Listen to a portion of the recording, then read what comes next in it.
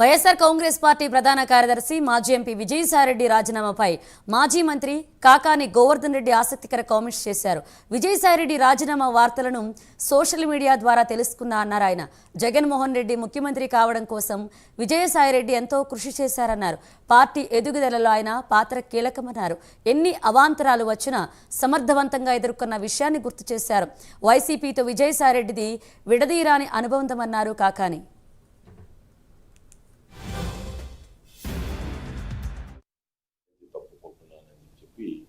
Tweet ఇచ్చారని చెప్పి social మీడియాలో అది ట్రోల్ అవుతుంది.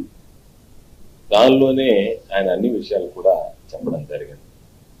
దానికి కారణాలు చెప్పి నేను రాజీనామా చేయాలనుకున్నాను అని చెప్పి ఆ ట్వీట్లోనే ఆయన రాజకీయాల నుంచి విరమించుకుంటానని చెప్పినట్టుగా సోషల్ మీడియాలో నేను చూడడం జరిగింది. వాస్తవాలు నాకు తెలియదు.